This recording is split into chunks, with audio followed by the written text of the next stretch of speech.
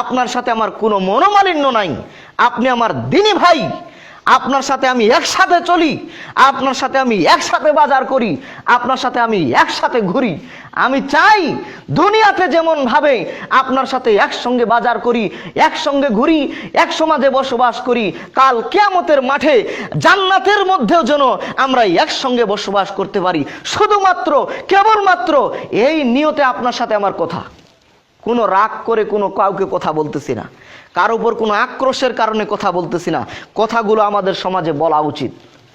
সম্মানিত উপস্থিতি, বেনামাজি যে কাফের অসংখ্য দলিল কোরআন এবং হাদিসের মধ্যে রয়েছে, অসংখ্য দলিল।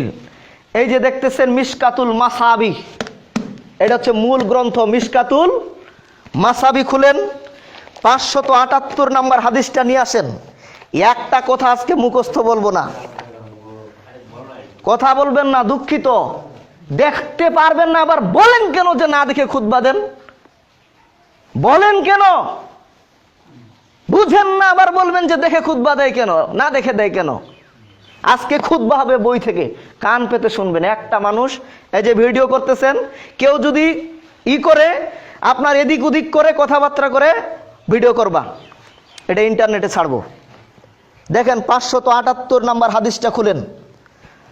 এখানে ওবাদা ইবনে সামেত রাদিয়াল্লাহু তাআলা বলছেন যে আল্লাহ রাসূল সাল্লাল্লাহু আলাইহি ওয়াসাল্লাম বলছেন, ওমান লাম হাফিজুস সালাতা, যে ব্যক্তি সালাতের হেফাজত করলো না, হেফাজত করলো না মানে অলসতা করে সালাত আদায় করলো না, অথবা এক ওয়াক্ত আদায় করে আরেক ওয়াক্ত করে না, অথবা ওয়াক্ত মতো আদায় করে না, অথবা রুকু মতো সিজদা ভালোভাবে করে না, এই লোকটার ব্যাপারে কথা কি বলছে আল্লাহ রাসূল বলছেন, ওমান লাম হাফাজাস সালাতা, যে ব্যক্তি সালাতের হেফাজত করে না, ওয়াকানা ইয়াউমাল কিয়ামা মা আল কারুন ওয়া ফিরআউনা ওয়া হামানা ওয়া উবাই ইবনে খালাফ, এই লোকটার আপনার হাসর নাসর হবে কিয়ামতের দিনে উবাই ইবনে খালাফের সাথে, হারুনের আপনার হামানের সাথে, কামানে আপনার কারুনের সাথে, ফেরাউনের সাথে।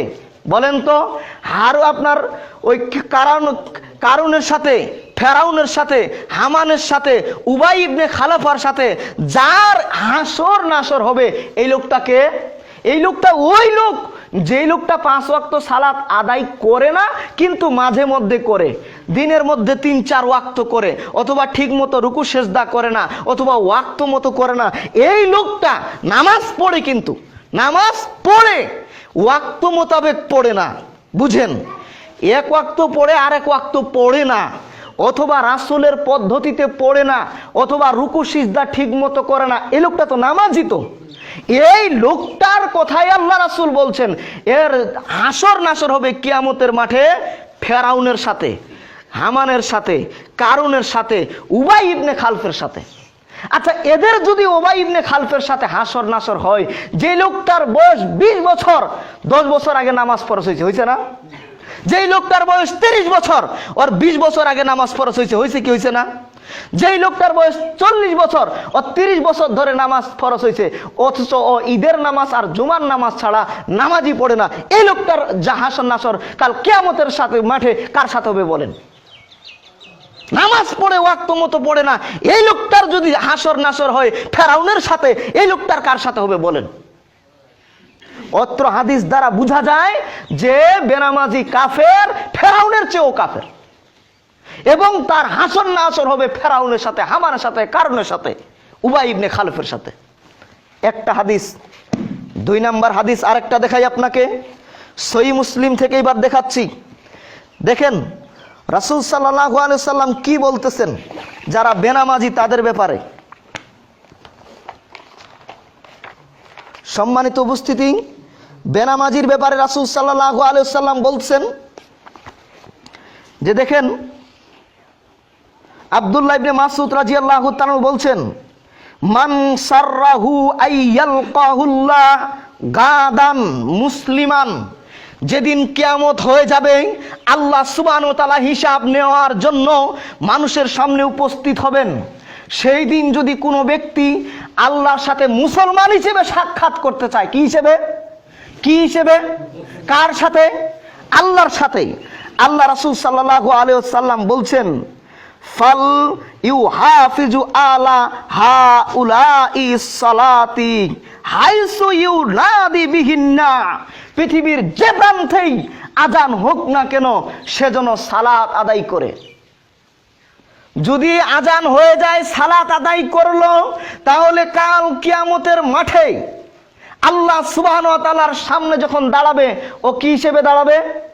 মুসলমান।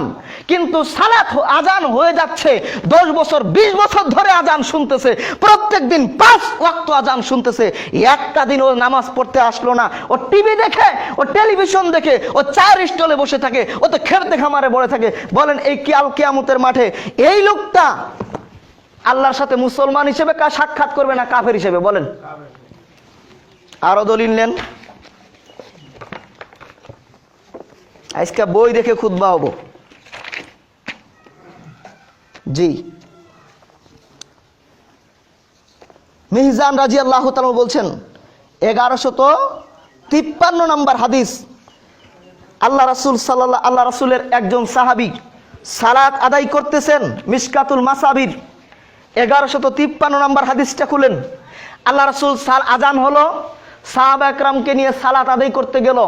একজন সাহাবী বসেই আছে, সালাত আদায় করতে যায় নাই, বসেই আছে, সালাত আদায় করতে গেল না। আল্লাহ রাসূল খেয়াল করে নাই। নামাজ পড়ে যখন আবার ফিরে এসে দেখতেছে ওই লোকটা এখনো চাঙ্গের উপর বসেই আছে।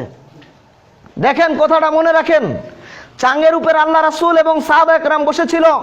আজান হয়ে গেল, রাসূল এবং সাহাবা একরাম সবাই নামাজে চলে গেল, একটা লোক নামাজে যায় নাই। সাহাবীরা এটা খেয়াল করে নাই। নামাজ পড়ে এসে দেখতেছে, কিরে এ তো নামাজে যায়নি, এখনো বসে আছে চাঙ্গের উপর। আছে না, দোকানপাটে বসে থাকে না? আল্লাহ রাসূল এই লোকটাতে বলছেন, মা মানা আকা নি ইউসাল্লুনা মা'আন নাস, হে আমার সাহাবী, কে তোমাকে সালাত আদায় করতে, জামাতে সালাত আদায় করতে বাধা দিল? আলাস্তু বিরুজুলিন মুসলিমিন, তুমি কি মুসলমান? কি বলছে? তুমি কি মুসলমান? তুমি যদি মুসলমান হতে তাহলে তো তুমি যাইতে সালাতে, তুমি গেলা না কেন? তার মানে আল্লাহ রাসূল বুঝাতে চাচ্ছেন ও কি কাফের, ও কি কাফের, এক ওয়াক্ত সালাতে যায়নি। তখন ওই সাহাবী বলছে, আল্লাহ রাসূল, আমি মনে করেছি যে আজানও হয়ে গেছে, জামাতও হয়ে গেছে, তো জামাত যেহেতু হয়ে গেছে আমি বাড়িতেই সালাতটা আদায় করে নিছি, এইটা আমি করছি। তখন আল্লাহ রাসূল বলছেন, আচ্ছা ঠিক আছে, তারপরে তুমি জামাতে সালাত আদায় করলা না কেন? তাহলে এই হাদিস দ্বারা কি বোঝা যায়? ও কাফের না মুসলমান? এরপরে দেখেন, এই যে মুসলিম, এটা ইসলামিক ফাউন্ডেশন থেকে প্রকাশিত, বাংলাদেশের শেখ হাসিনা প্রকাশ করছে, এটা বাংলাদেশের শেখ হাসিনা সরকার, ওর বাপ যেটা করে গেছে ইসলামিক ফাউন্ডেশন তারা করছে, এটা আমি করি নাই। এই যে দেখেন, নামাজ তো পরিত্যাগকারী কাফের, হাদিসটা দেখেন 149 নম্বর হাদিস। রাসূল সাল্লাল্লাহু আলাইহি সাল্লাম বলতেছেন, জাবের রাদিয়াল্লাহু তাআলা বলছেন, সামিউতু রাসূলুল্লাহ সাল্লাল্লাহু আলাইহি সাল্লাম, আমি আল্লাহ রাসূলকে বলতে শুনেছি, ইয়াকুল, তিনি বলেছেন,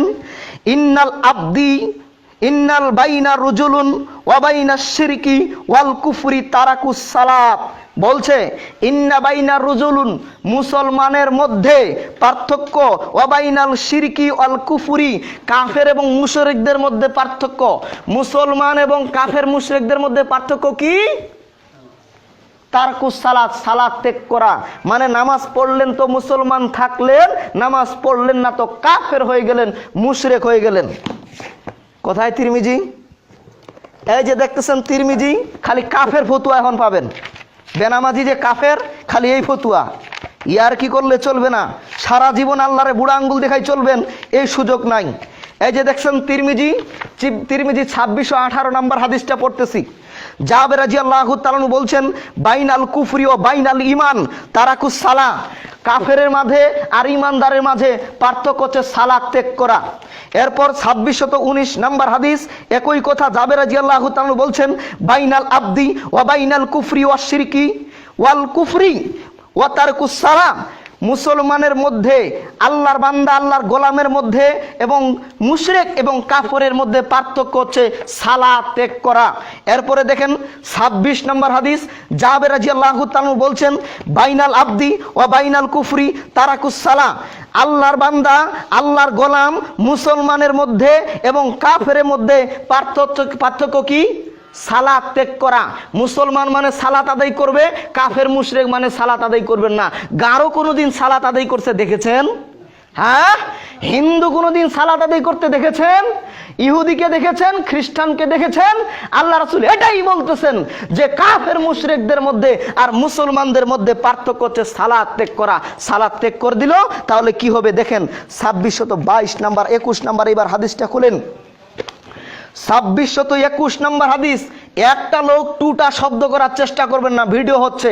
যেই টুটা করবে ওর ছবিটা ইন্টারনেটে ছেড়ে দেবো, রাতকে দিন আর দিনকে রাত বানাই দিব। মনে রাখিয়েন। না, ভয় দেখাচ্ছি না, এখানে বাধা আসতেছে। সম্মানিত উপস্থিতি, এই যে দেখেন 2621 নাম্বার হাদিস। কথা বলবেন না, খুতবা চলতেছে। জি, দুই একজন কথা বলছে, এই জন্যই বলতেছি। আমি খুতবা দিচ্ছি, কথা বলছে, এই জন্য বারবার সতর্ক করতেছি। জি না, কথা চলতেছে, বাদ দাও। আলোচনা শুনেন, আলোচনা শুনেন। হ্যাঁ, এই করো। না না, ক্যামেরা থাক, ক্যামেরা থাক, ক্যামেরা থাক। আচ্ছা, ক্যামেরাটা সরাও তো।